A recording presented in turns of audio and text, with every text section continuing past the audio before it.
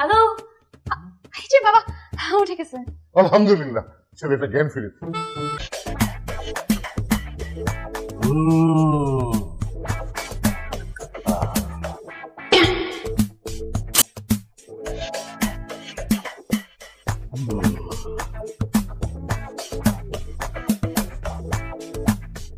কি দেখলেন ডক্টর সাহেব?